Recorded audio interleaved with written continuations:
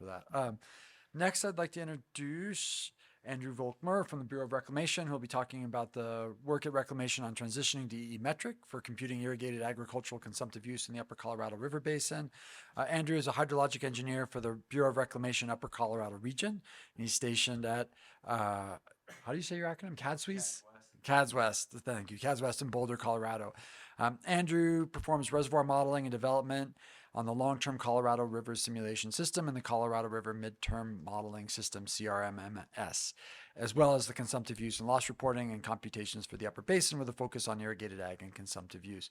And when I talked about like people who are really dedicated and doing creative work to solve these hard technical problems around data and quantification of consumptive use, Andrew was one of the people I was absolutely thinking about. So with that, let me turn it over to Andrew. And there we are. Okay. Oh. Okay. Thank you. All right. Thanks, Forrest. Yeah, I'd like to thank Forrest and the OpenET team, as well as Chris and Blake and the whole DRI team. We really lean on them heavily for this transition, and they've done a great job, and we're really happy with all the hard and great work they've done. So yeah, today I'm going to talk about how we've transitioned to eeMETRIC for computing irrigated ag consumptive use on the Upper Colorado River Basin. I'll kind of piggyback off of Jim's talk and try to get a little bit more into the details. I don't have any good jokes, just dad jokes, so I'll spare you from those, as my wife has recommended I do. But I will give you a quick overview of irrigated ag on the Upper Colorado River Basin. Go over some of the nomenclature that we use so that we're all speaking the same language. Talk about the products that we need for reclamation CU&L reporting.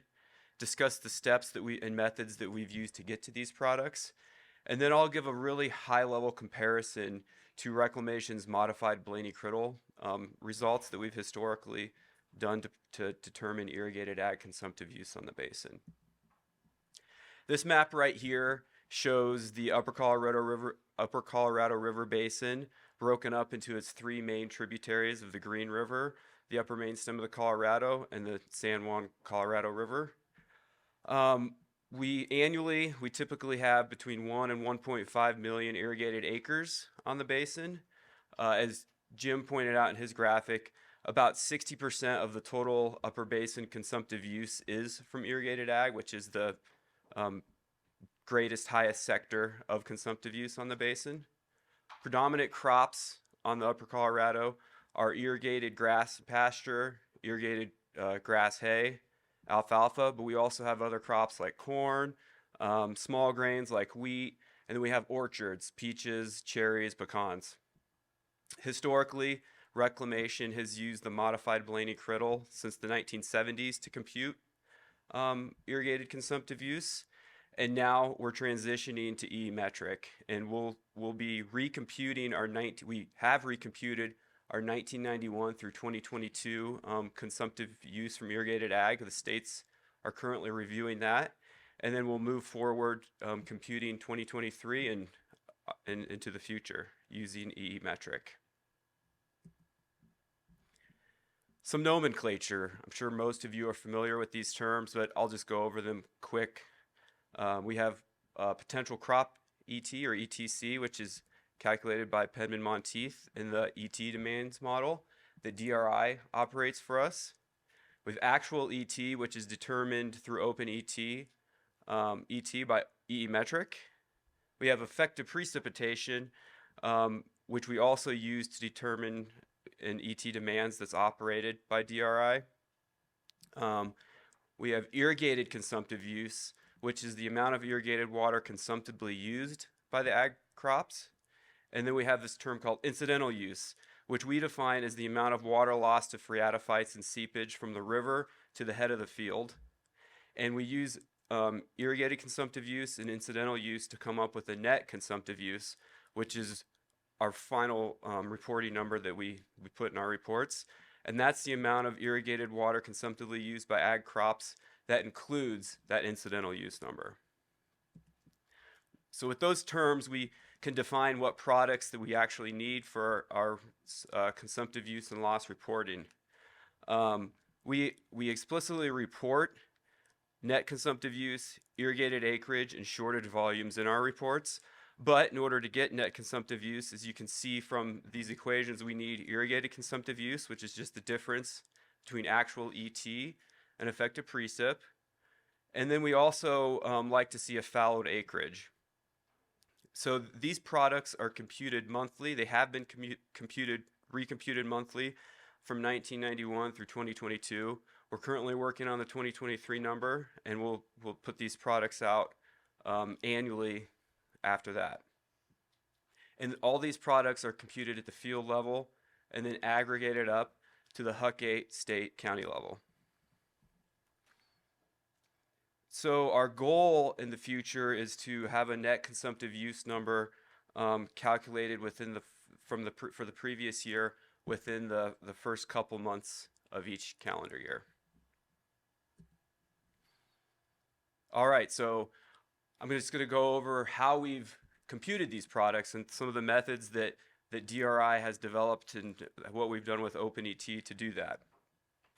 The first thing that we compute is irrigated acreage. So to do that, we first start with the maximum irrigated extents maps that are provided to us by the upper division states, and these help mask out the maximum amount of land that we know could be irrigated so we don't have to run this on the entire upper Colorado River Basin. And then after that, we take the max irrigated extents maps and determine an irrigation status, whether it's irrigated, shorted, or fallowed. And we use two approaches that DRI has developed to do this. The first one is the Harmonized Land Sentinel NDVI approach, which we use from 2016 onward. And the other one is the eeMETRIC fraction of ET approach, which is used to compute acreage irrigation status from 1991 through 2015. And the reason we need two approaches is really because of the availability of the satellites. The HLS method uses the Landsat 8 and Sentinel-2 to create a 30-meter raster, which has an estimation of weekly NDVI with the linear interpolation to fill the gaps. That gap-filled NDVI is then used to estimate an irrigation class by applying a threshold cutoff at select time periods during the growing season. My next slide, I'll show you what those thresholds are and what those time cutoffs are. And with that, we can determine if a field is fallowed, shorted, irrigated, or a fourth classification, which I won't get into, is wet soil, where you have a low NDVI but a high evap rate.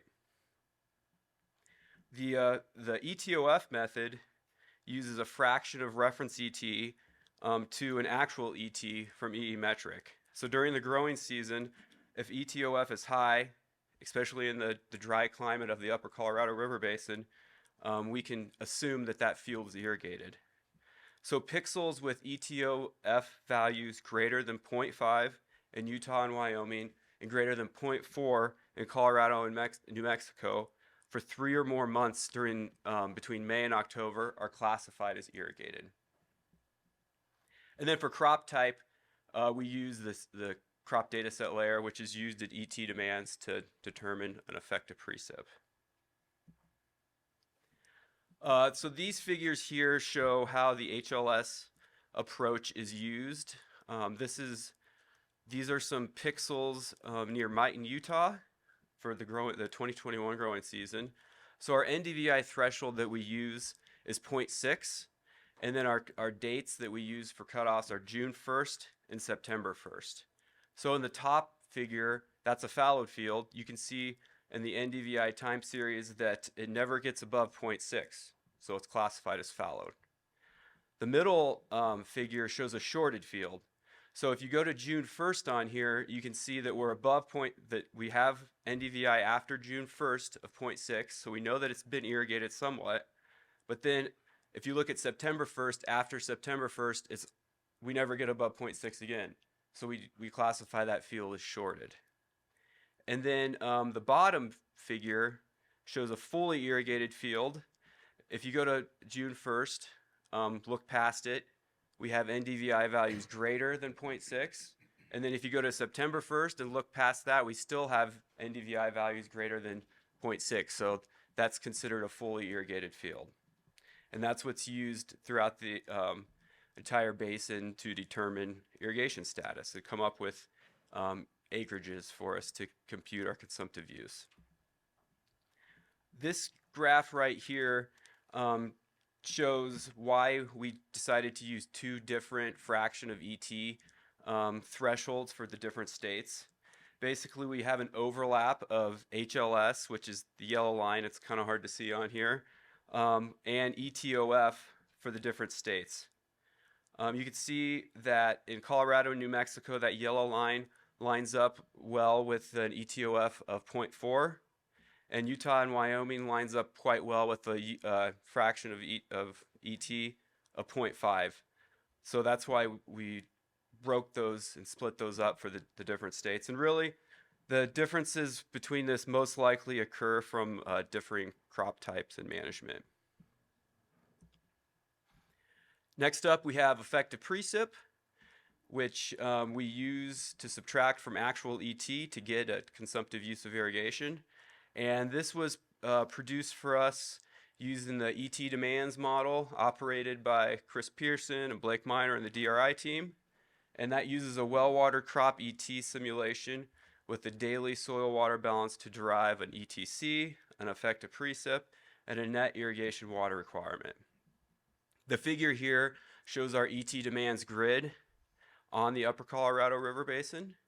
The red dots, you can kind of see, those are calibration points that use weather station data to calibrate the ET demands model.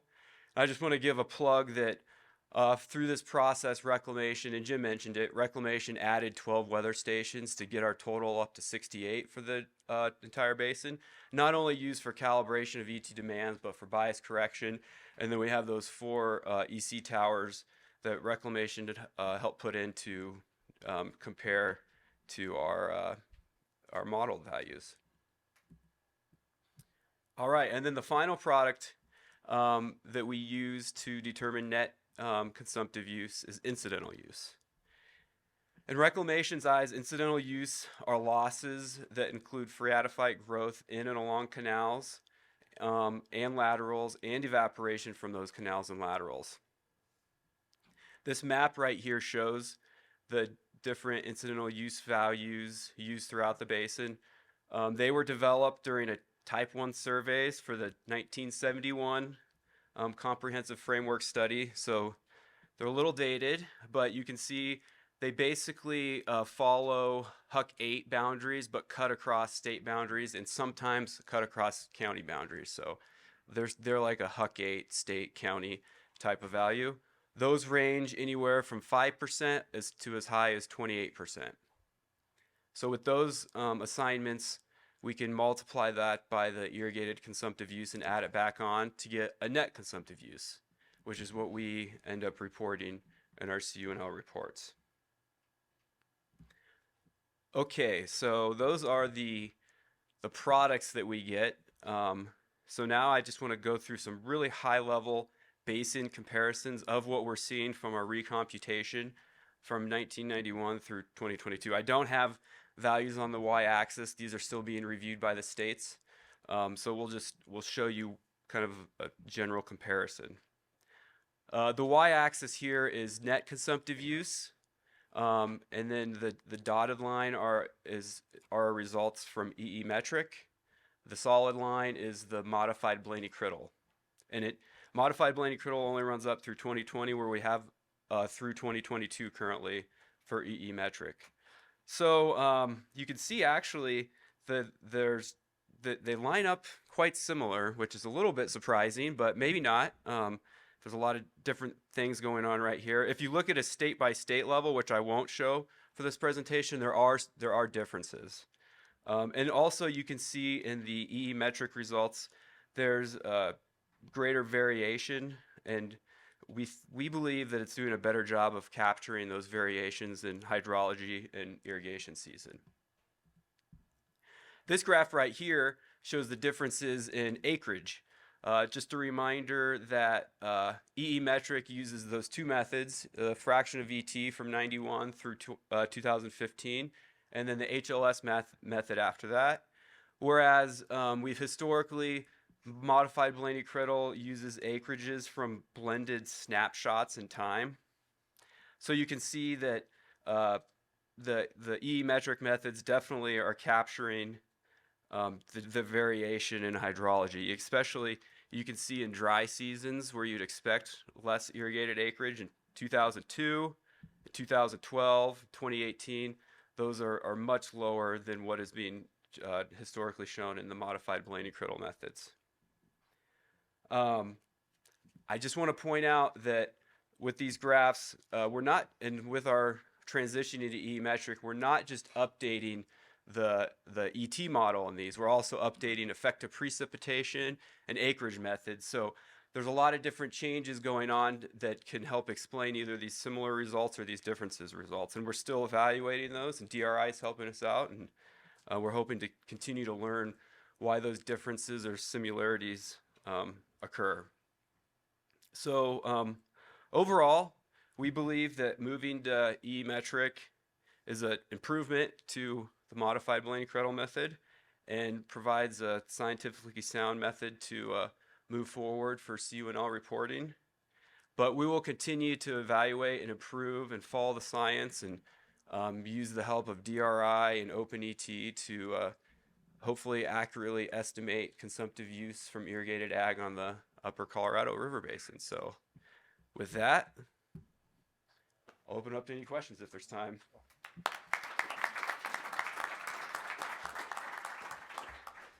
Thank you so much, Andrew. Yeah, we have time for one question. Questions? Yeah.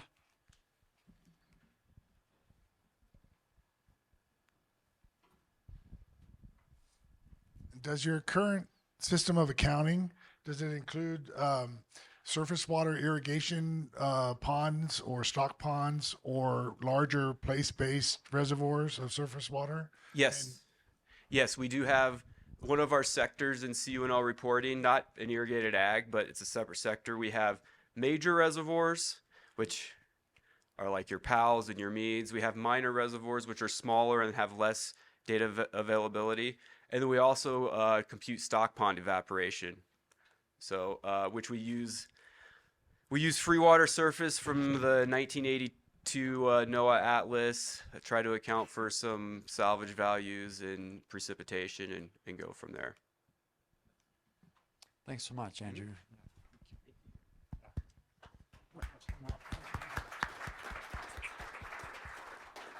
Thank you. That was a really nice compliment to the overview that Jim gave this morning. And I know we're all really looking forward to hearing the feedback from the states to the latest round of data.